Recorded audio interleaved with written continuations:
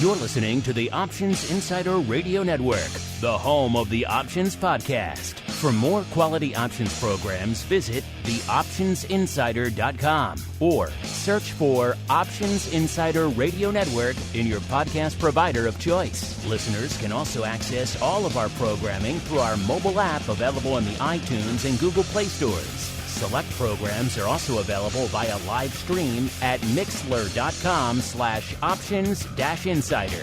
That's MIXLR.com/options-insider. Don't forget to follow along with your favorite programs and submit your own questions for the hosts at twitter.com/options, stocktwits.com/options, facebook.com/theoptionsinsider, or via questions at theoptionsinsider.com.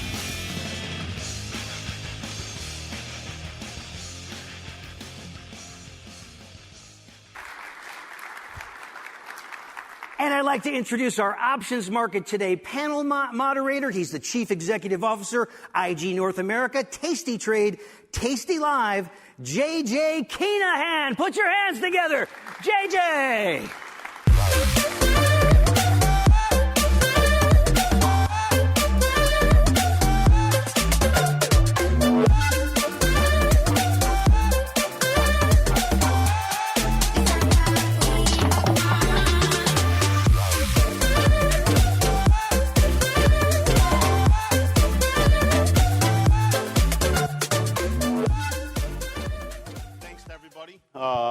Appreciate the nice introduction.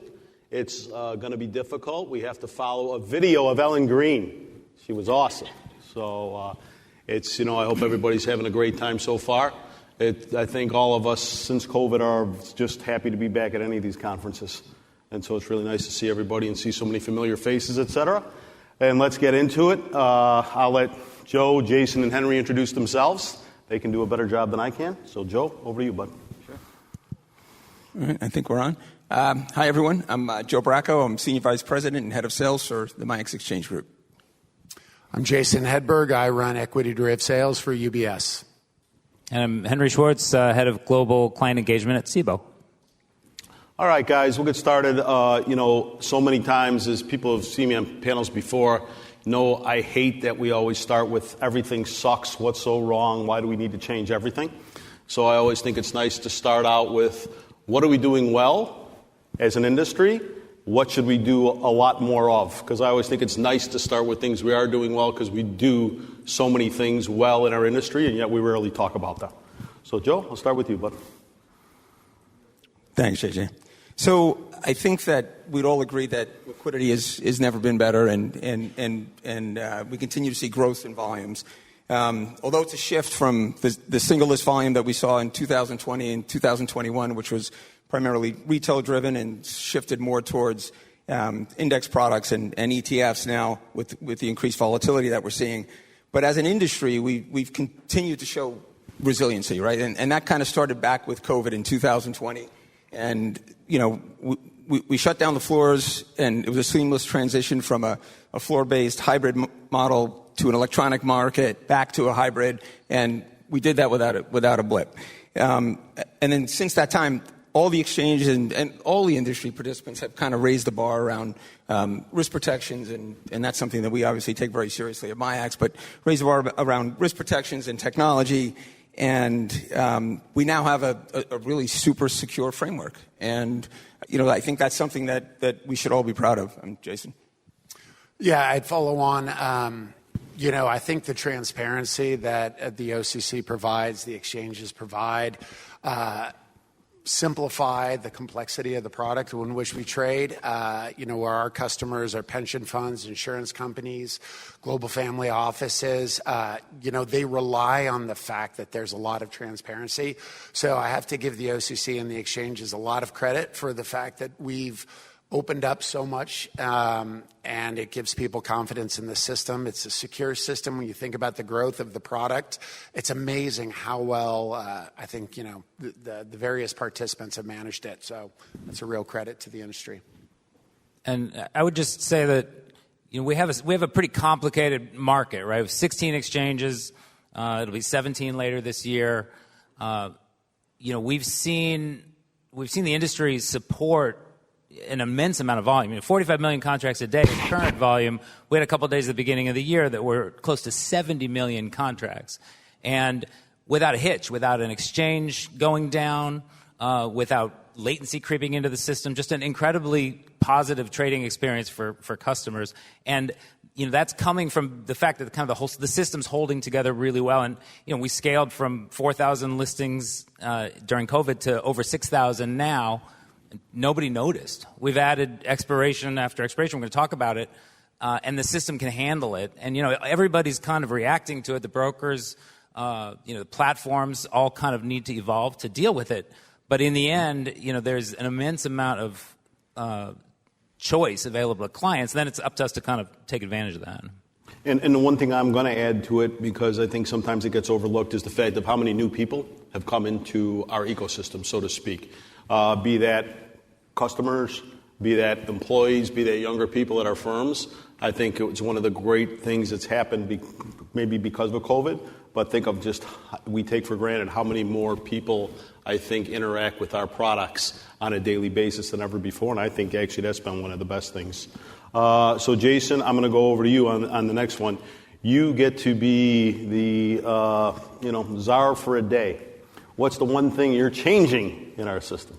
Yeah, all right. So let's get this a little spicier, right? We started out with all the nice stuff. Yeah, all the nice stuff. We got to set the tone for this conference for the weekend. So now we can kind of unpack some of the stuff. I said I really appreciate the transparency that we get. I still think that there's pockets of the business where are still too opaque. When we talk about some of the risks, I think that clearing is an area of the business that there's not a total, there's as much transparency. We get data every day that talks about, how much is traded on every exchange and every line and everything. We don't know where it goes. And I have a lot of faith in the OCC that all the clearing members are secure. But with the rise of volumes, the zero DTE stuff we'll get into, I've got concerns, and I'd like to see more transparency on the clearing side. So clearing from a financial perspective is what you... That's right, okay. Yeah. Even the volumes, that's something that I maybe it's available and I'm just unaware, but where are the volumes of these daily trades going? The risk of the trades that open and close on the same day that, it's really interesting what you can see on some of the retail message boards in terms of strategies. And everybody's looking for the loopholes in the system, and they still exist. I don't know that we always do a great job of being as open about, what are we doing to address some of that stuff. Okay. Henry? Transparency is, to me, it's kind of the most important thing. If I get to be czar for a day, we're going to have real-time open interest disseminated by OCC. That kind of helps with the zero-day issues. I would like to see cross-product spreads, so you can do an Apple-Google spread as a package. I think we're going to get there, but it's some of these things that take a long time. If you ask that question, people are like, okay, listen, it's a rule filing. We don't really want to go down that road right now. I agree. More transparency. I spent a lot of time digging through condition codes on out of the 5 million trades that we're printing a day, and really trying to make sense of, okay, how are these auctions working, right? And what kind of flow is ending up in these auctions, and is that really a decent proxy for retail or not? There was a academic study just came out last week where that was really what they focused on, and I have some problems with it. But again, it's transparency. There was a big positive step in the rejiggering of the condition codes in November of 2019, I think. So it helped, but they could go a lot further. They could come up with a condition code that means two things. That would be a new one for OCC. Yeah. I think the cross-margining on products would be a really interesting idea if we could get to doing that. It would save people a lot of money. Joe?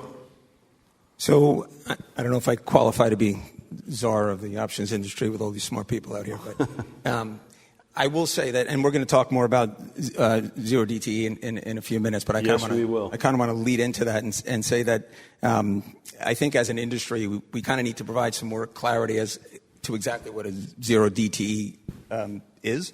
I think that there's some misconceptions out there as to whether and how these products are created, and I think that not necessarily the folks in this room need to be educated on it, but maybe the individual investor and maybe even more so the media, as to the fact that these aren't new products that we create every day. So we don't create a new option in the morning that expires in the afternoon. These are options that, and we've had this occurrence since we first started trading options, as we said earlier, in 1973, right? It just happened every third Friday of the month, and then we added weeklies and dailies, and it's happening more often. So we're having expiries every day, and that's what's feeding into this zero DTE frenzy that, and I know Jason, you have an opinion on this, but that's what's kind of feeding into this zero DTE frenzy of trading that and the volumes that we're seeing. So there's always been more volume on expiration days. We're seeing increased volume every day because of these expiries on these daily expirations. And I just feel like, as an industry, we just need to get the message out there that this isn't a new product. It's really just a new time of expiry.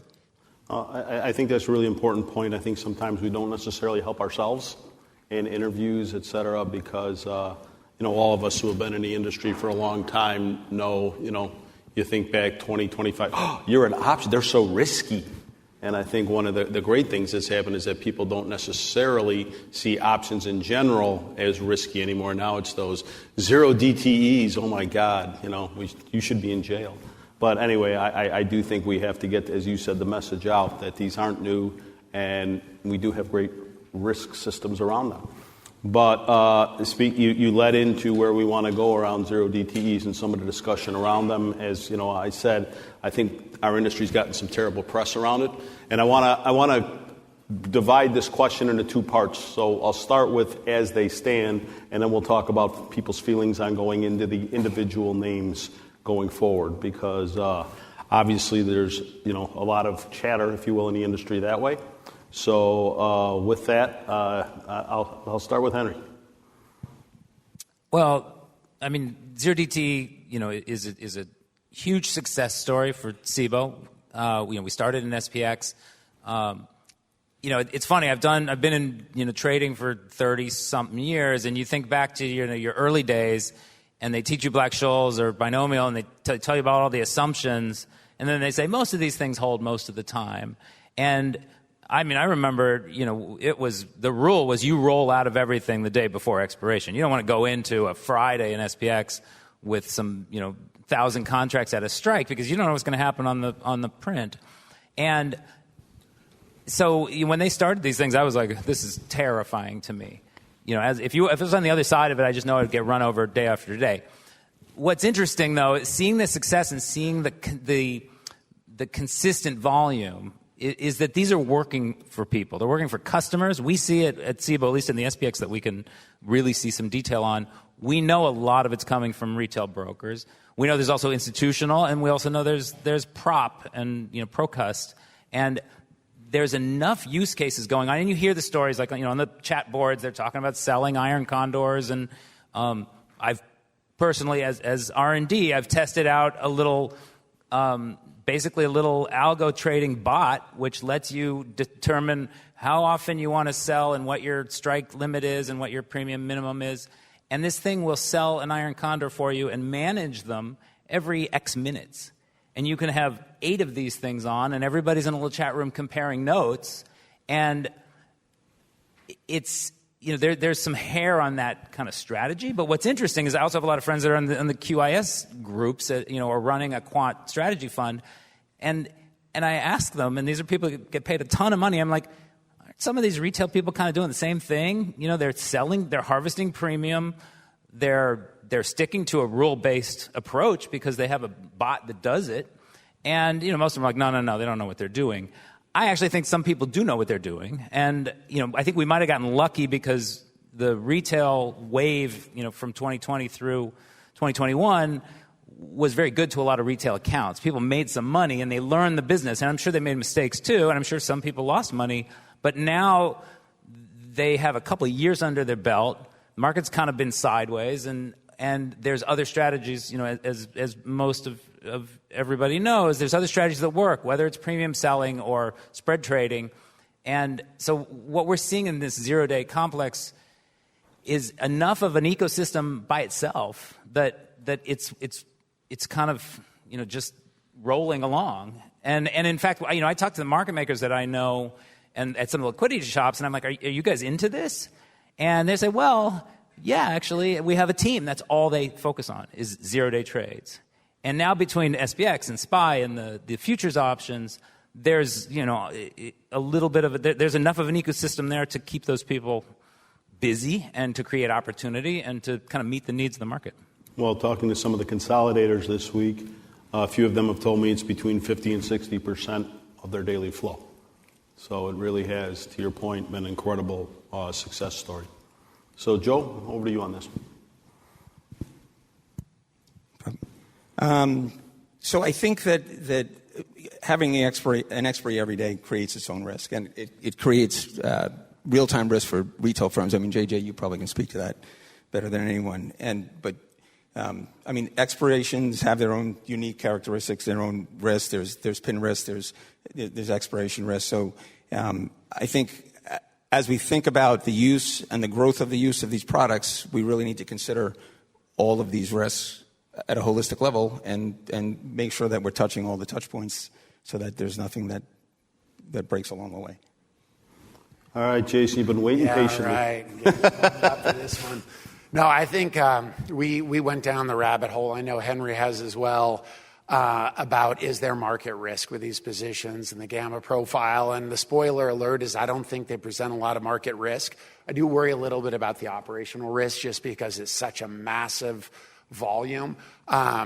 I think zero DTE is a new product. I mean, I'll tell you, when variance swaps were kind of first coming on, it unlocked a ton of strategies that people couldn't do before because the idea of having a constant gamma profile allowed you to suddenly do dispersion trades and correlation trades, and it was super unique how you could do that with this product. And I think zero DTE falls into the same framework.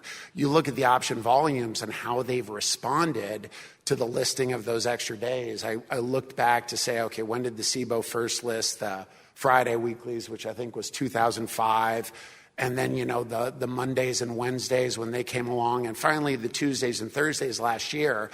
There was a step function change in the volume. You weren't taking the same volume and just spreading it out across, 5 days instead of just 3.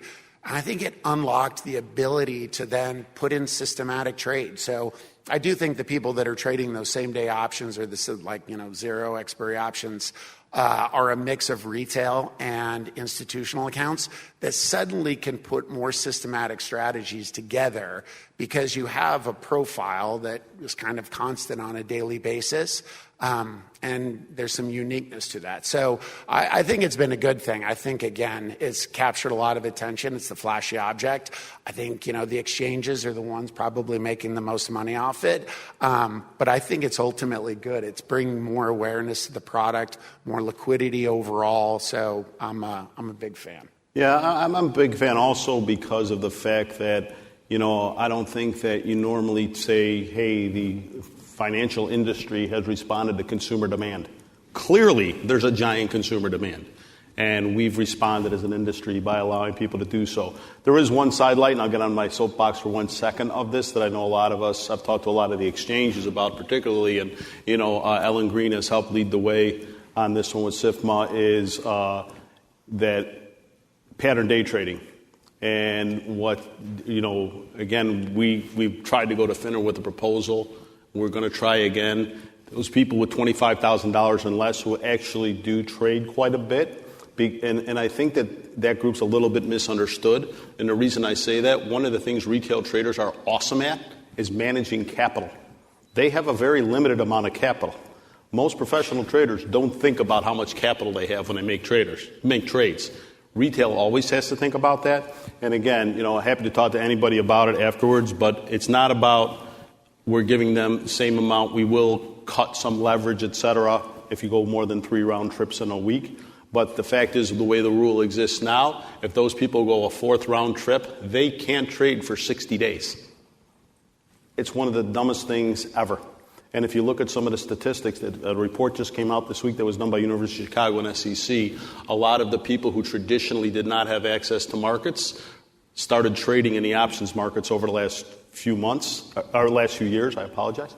And so with that, the new entrants who might not have as much money, who for the first time are interacting with our markets, would actually be shut out, because if they make more than 3 round trips in a week, they will be shut out of the markets. And the last thing, and then I'll go forward, why it's important to exchanges is because if you only get 3 trades in a week, do you really think you're going to waste one of them on a new product?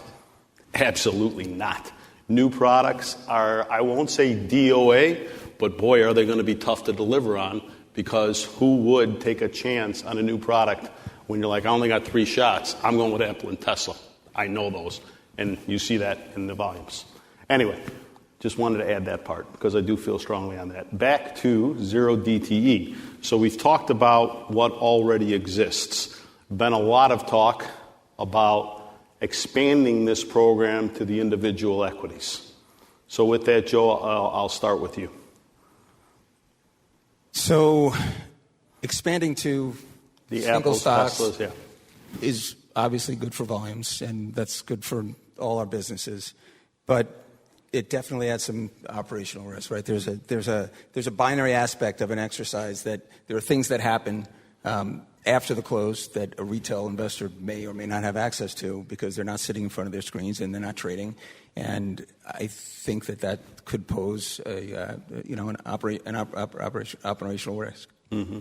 I would agree 100%. If I could jump in on that, I will tell you, I think these things are good, but the burden, from just the data alone, has been overwhelming. So I feel like we're constantly trying to figure out, okay, how do we conflate our data so that we're not, overwhelming the pipes? My market data guy told me this week that, the opera data coming through is 10x the size of all our equities data. So you think about the equities market is supposed to be the whale in the ocean, and we're maybe an orca or something, but it's amazing that we're 10x. We're going to add 2 more exchanges. It's just going to be overwhelming.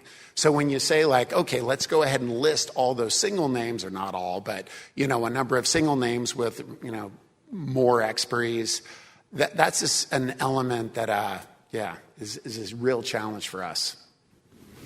I mean, it doesn't bother me so much getting, the fact that we kind of blew through the million strike point during COVID and then got up to 1.6 million strikes and nothing melted, means basically the vendors and the brokers have dealt with it, right? It's crazy. I don't know. I think stuff melted. Well, I mean, if you had heard the salespeople screaming because our data was frozen or we're seeing inverted markets, I mean, it was...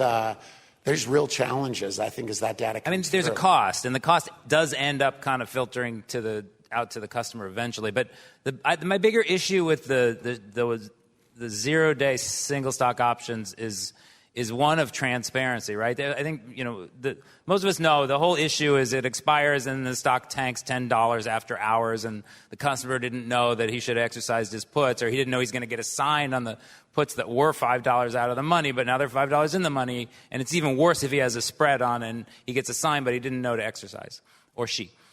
The real issue is after hours, kind of the equity moves are the trend. It's not a level playing field. Some platforms you can see them, and some platforms you can't. And it's not fair to kind of stick onto some customer oh, by the way, you got to pay attention till 5:15 tonight to know really what's going to happen.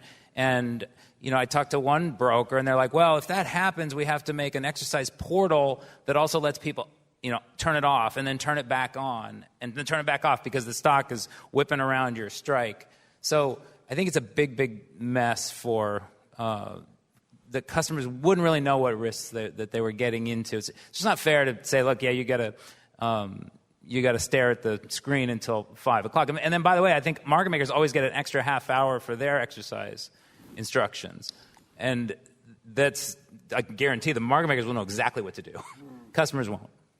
Well, it's interesting that your last point I brought up at an options meeting today because, again, I think we all see the potential, right? There is something there, again, responding to demand. People have demand. Would it be all stocks? I don't think any of us think that's the answer, but maybe 50 or 100, sure. I think we have to continue to have those conversations. But the exercise box becomes the biggest issue, in my opinion, because to your point, if I'm a person at home trading for myself, I made 410. I'm done for the day. I've done my thing. Trading firms have people there around the clock who can exercise, more importantly, do not exercise. I think in general, our industry's done an amazing job of educating people. The education on the concept of a do not exercise for retail client is not easy. And when that happens, my biggest fear is that the Wall Street Journal headline, this client ended up losing all this money, didn't know what they were doing, blah, blah, blah, and all the great progress we made gets washed away. I do think we'll figure it out at some point, but, if you were to say we're going to go today, and I think, talking to most of my peers/competitors, I think the path we'd all have to take is at 3:40 Eastern every day, everybody would just say, close every strike. It wouldn't even be close up or down 10%, because, like Tommy Gemmel brings up the example of Tesla a few expirations ago that had a 21% move. Nobody's planning for that. So there's only one safe thing to do, close every single strike. And that's a terrible client experience because, back to Joe's point, we list these starting the week before. So it could be somebody who's played it through the week, and all of a sudden they're like, why did you pay 3 cents for something that's, $50 out of the money? So just a lot to consider as far as that goes. We brought up the number of exchanges. So, Jason, I'll go with you first. I'll let the two exchange guys go last on this one. What is your feeling? Is it a great thing? Is it okay we have too many? In your mind, is there a certain number we should have? Again, you talk about data, so that becomes an issue in your seat. Well, I'll say last year was the first year I was at this conference, and it's been really useful to learn more about, the exchange and the OCC side of the business, not just the customers and the challenges we face. I will tell you that as kind of somebody that's still new to that, it's not clear to me why we need more exchanges, how we got to 16, and it seems to be there's a few families of exchanges, but we keep launching more. So it would be great, and I'm open to it all weekend, if somebody can come explain to me why we're going to add 2 more and the value add, to my customers or to our part of the business, because it's not entirely clear. Okay. Henry? I'll leave it at that. I think the exchange guys might have longer answers on this one. Well, I've only been an exchange guy for a couple of years, so, I don't... It's funny because I was, I traded, and then I was a fintech person dealing with the fact that there were 15, 16 exchanges, and also thinking like this is kind of nuts. Like it screwed up the way we used to present the data because we couldn't do it in columns anymore. But being inside an exchange, I see some of the innovation that's happening at this kind of the nitty-gritty level of fees. Even though it sounds like people are just screwing around with how much we're going to charge, there really is a lot of nuance in the way the fees are adjusted. Now, the fact that they kind of change them every month seems a little bit crazy, but it's a very competitive effort. And these new exchanges, they all 16 are trading very reasonable slices of volume, and I think that's for a reason. And so it doesn't bother me that we're going to kind of add that the volume is there to support it. I think it really forces the innovation. It forces the competition. And I don't have a problem with them. Well, I would also, sorry to cut off, I would love it if somebody said, you get this type of order, you want to go to this type of exchange, right? Like each one of these exchanges has a little bit different character, and they can satisfy unique needs because we have customers that, some are price insensitive in terms of like what the exchange fee is going to be, or maybe we're taking that, but they're very sensitive about, I just care about, am I going to get filled and where do I go? That would be useful. I will tell you, in the old days, if you were a sell-side market maker and you took the other side of a trade and you knew you were wearing it all, or you wanted to wear it all because potentially this customer was going to roll and you wanted to help, control that, you would go to a certain exchange. And then it kind of felt like, well, is that bad form that we're going to this exchange for that reason? So you kind of rolled some of that stuff back. So just around best execution, us saying, why do we have this exchange strategy has got such scrutiny and it's under such a microscope that if we can kind of say this is exactly why, I would love it. So I mean, it does. I will say the biggest negative to me is that the cost of a market maker accessing all of those 16, 17, 18, 19 exchanges is kind of enormous. It's one of the reasons why we're down to a handful of mega market makers, and that's it. So, you know, and then it also kind of has the net effect of shrinking quote sizes across, because there's risk out there when you have quotes on 17 different exchanges. So there is a downside to it. Jason, I'm happy to give you the insight as to why there's 16 exchanges, soon to be 18. But I will say there's 16, Joe has one thing to say to you, MIAX. There's 16 exchanges soon to be 18 because there's 16 exchanges soon to be 18, which means that as an exchange group, you need to add exchanges for competitive reasons.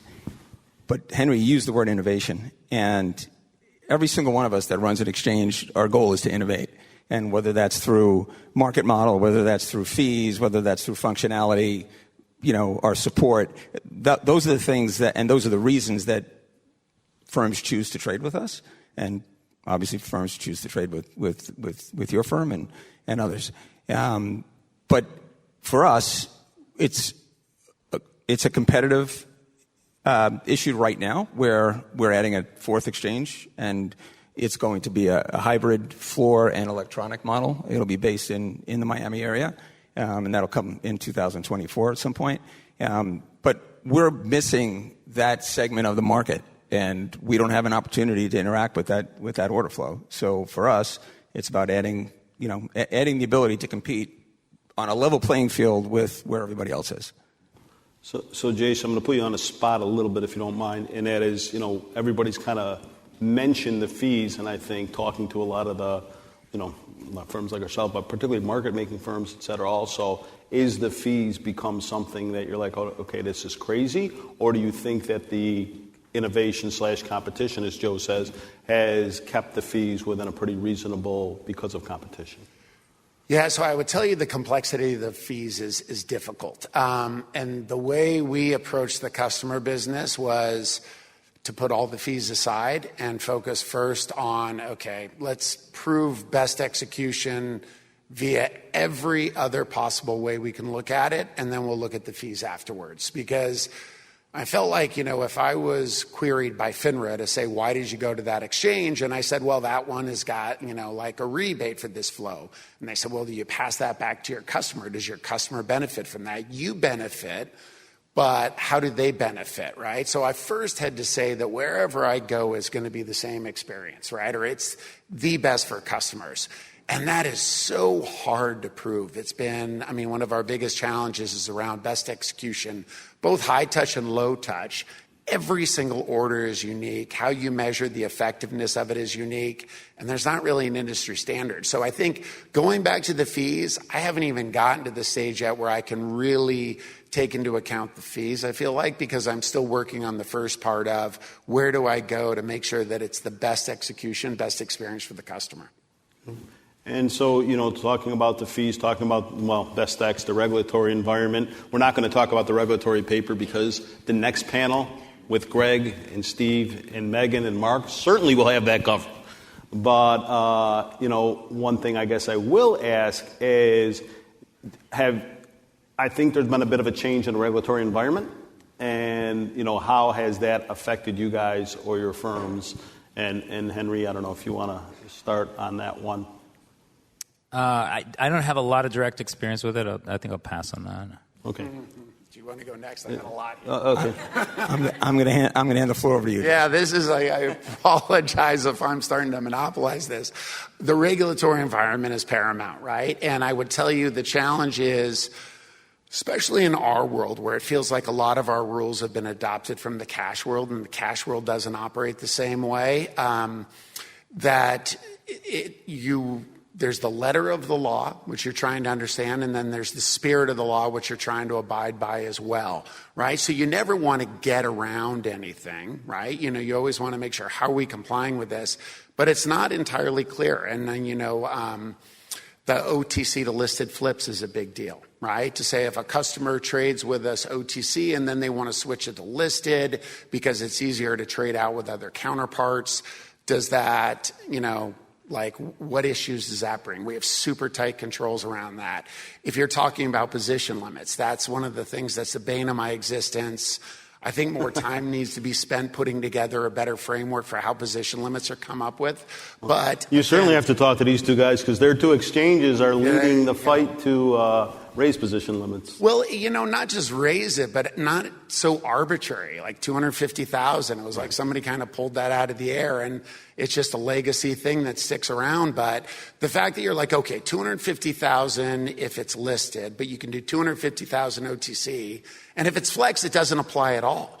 So if you're trying to uphold the spirit of what position limits are supposed to be, you're very cautious when encouraging customers to say, oh, don't worry about it. We can do the rest OTC, or we can do it this way. So there's still parts of the market and the regulatory framework where that's the abiding law, but there's a lot of confusion, and I would still love more clarity. Going back to your czar for a day, there's a lot we could unpack there. Just those two. Were you going to add something? No, I would say from my point of view, I think the regulatory environment's changed a bit in that I think the sense of cooperation used to be a little bit better with some of the regulators. And it seems there's been a bit more of a gotcha, perhaps, than conversations that I think 5 and 10 years ago were very, very fruitful and helped everyone get a better understanding and move forward without having to feel like, well, if I share this piece of information, is it actually going to come back to haunt me later? And so that's the one area I do hope we go back a little bit more toward that. Go ahead. No, I was just going to say that to Jason's point about position limits, I think it's more that we need to modernize them than anything else, right? These rules were put in place 20 years ago, 30 years ago. Yeah. And when volumes were lower and things were different, and we have an opportunity now to revisit that and make changes. We just filed a rule this week with the SEC to modify position limits based on a simple algebraic calculation, so that if a stock splits and the limit increases by 2 to 1, then the position limit should increase by the same amount. But again, we just need to modernize where position limits are so that we don't have the concerns that you have, and it's not the bane of your existence, which I've heard you say before. Well, and I think a lot of firms and a lot of individuals here were certainly affected in a bad way by the Apple split. And as you said, the rules, I don't think, ever accounted for where stocks would be trading and the way they would split, and the amount of open interest they would have at the time they split. You guys are talking about innovation, so I'm going to ask you to look out in the future. Where do you, obviously, zero DTEs and us trading every single day is something that I think we will all say is going to happen at some point here. What do you think will be the thing beyond that? Do you think we'll ever get to a place where it's middays and end of days, or any other innovations that you guys think will be up here in, well, hopefully not me in 10 years, but others in 10 years talking about that'll be kind of cool? Yeah, I'll jump in on that one first. I think, sometimes we create some stuff and just throw it against the wall to see if it sticks, right? Let's see if we list that, if people will gravitate towards it, right? You see products that get launched all the time that never hit a critical mass. I guess we have to have some sort of what's the purpose, right? What's the value that we're adding to the system if we're going to list more? I think the innovation, I will still tell you that I think there is a lot of room for innovation. The extended trading hours is going to be good, and I bet we see that across more things. The same way we're listing more expiries, we list more strikes. Opening it up, to overseas markets, that it's very tough. You deal with somebody in Asia or Europe, and they're staying up in the middle of the night. They're trading right at the open. Because there isn't really the ability. We know the liquidity will wane and wax over the day, but I think ETH is going to be a good thing, and I expect we'll continue to see more evolution there. Yeah, I think it all comes down to education. As an industry, we do a great job of educating the end user and each other on the products, and I think innovation and new products is going to come through that educational process. And if there's interest and there's opportunity and it creates opportunities for everybody in this room to trade, then we'll see the products grow in scope. Henry, and getting to the point where people, now there's 52 expirations in SPX, I think, and you're getting to the point where there's kind of a seamless fabric of things you can trade. So what do we need specific strikes anymore? Like, look down the road 15 years. Like, why do you have to trade the 4100? Why can't you with Flex you can trade anything you want, right? But Flexes are a little bit clunky to actually execute and to keep an eye on. And so there's the pricing, the volatility surface and the pricing is now so kind of complete and being well executed by the industry that you can trade anything you want. You should be able to. You should be able to say, this is exactly what I want to do, and I want it to be one click, and I want to be able to manage it and understand my risk continuously. And, and I mean, a meeting we had at Ed Tilley said, this concept of an option chain, he's like, that was great when I was on the trading floor. He's like, it's a joke now to go scrolling through 50 expirations. Oh, by the way, there's some where you have a morning and an afternoon. I don't know if we'll ever have midday or not, but we got to get out of the mindset of like, well, I'm used to seeing calls on the left and puts on the right, and the expirations go down, because it doesn't make any sense given what we can trade now. So are you suggesting a world where it's sort of ranges, where you'd be like the 4,000 to 4,025 or something like that? Or? Not even that. I honestly, like, people don't need to look at a price of a listed contract when kind of you can trade anything. So everything's interpolated between everything else anyway. So you should be able to trade what you want to trade and see it priced the way you want and not have to kind of pick from what everybody else is trading, is all I'm saying. It's kind of interesting you think about that. Like, imagine if instead of looking at all those strikes and the prices, you're just looking at the surface, right? Which is how all the market makers, is how we look at it. But you're right. Like, why wouldn't that be the next evolution? Somebody's just picking a spot on the surface, or a probability distribution to say, okay, like if we're thinking about this in terms of what's the likelihood of it being past that stage on that date, this is different, which I'll tell you, like a lot of long-short hedge fund managers are very sophisticated. They know their stocks, but you have to translate the options market language into their language. And probably there's a mechanism that makes it easier. There's not to give them a plug, but Interactive Brokers has a widget which lets you basically look at the vol skew, which turns it into a distribution. And when you go and you can basically move the distribution and say, no, I don't think there's a 2% chance we're going to be down 18% in this name, it'll change the option price. And it'll show you, well, that actually changes this 50-cent put to a 40-cent put. And like, it's exactly what you're saying. It's like, what language do you want to speak? If you want to speak, what's the probability of this thing being in the money, and I disagree with your probability, then we have a trade to do. But we're not talking about price yet. We're talking about kind of our assumptions. Yeah. While we're giving shameless plugs, I will say on education, I was on the tastytrade website, right, trying to understand who my moderator was. And I was amazed how good the education resources were on there. I mean, really, for something that, again, you guys run a gamut of customers, but there's a lot of retail investors that go on there, and there's a sophistication, like you could get the front to back. I was pretty impressed. I was wondering whether I could plagiarize some of it. We'd be happy to have that discussion. But thank you very much. All right, we only got 3 minutes left, so this is hopefully a quicker answer. And that is there, as Mike Tyson said, you get knocked out by the punch you don't see. Is there anything that you personally are like, man, this kind of worries me, nobody's really talking about it, but it's something that we should probably be discussing? Any of you just want to jump in first? I'm at the end. I'm not a huge fan of the inconsistent experience that payment for order flow results in. When you do a trade and you get a nice mid-market fill because of price improvement, and then you're like, wow, that's great, I'm going to sell another 3 lot, and then you get filled on a pretty wide bid offer at the bid, it just makes you feel like you just got ripped off. And the fact that depending on what broker you're going through, you're going to have a different experience, what time of day, it's somewhat random.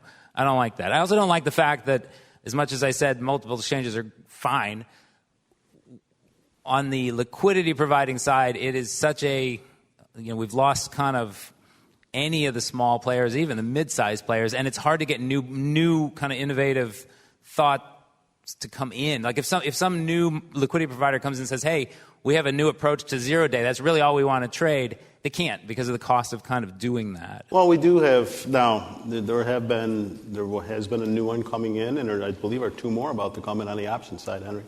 So I do think there are new players that are coming in, and we've seen some new ones on the equity side also. So I think it's great to see that we're having new players come in, and they're definitely out there.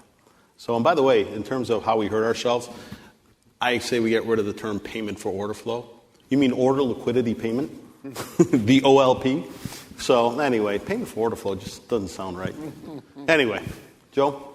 So, I know the next panel is probably going to talk about market structure, and we didn't want to touch on I hope so. But I would say that for me, the thing that concerns me is that when we think about new regulation, whether it's to equities or options, that we don't compare the two, and we look at each one in isolation, right? What works in options and works in equities works there for different reasons. And to try and force something that works here over there may not be the right path. I would agree with that. Jason, bring us home, bud. Yeah, I always have a lot to learn, but I would say just because there isn't a lot of transparency on clearing member risk, that's an area that I would like to understand better. You look at the fragility of the banking system and how, somebody like Credit Suisse can disappear in a weekend effectively. That if that money runs, there's really no stopping it, and wondering how much risk do we have as an industry we have really a limited number of clearing members. So that's something I'd like to understand better. All right, guys. Thank you guys very much. Julie and the OIC, thank you very much for having us. They're absolutely wonderful. And a great job by these guys. Give them a hand, please. And hope everyone has a great conference. Thank you. You're listening to the Options Insider Radio Network, the home of the Options Podcast. For more quality options programs, visit theoptionsinsider.com or search for Options Insider Radio Network in your podcast provider of choice. Listeners can also access all of our programming through our mobile app available in the iTunes and Google Play stores. Select programs are also available via live stream at mixlr.com/options-insider. That's MIXLR.com/options-insider. Don't forget to follow along with your favorite programs and submit your own questions for the hosts at twitter.com/options, stocktwits.com/options, facebook.com/theoptionsinsider, or via questions@theoptionsinsider.com.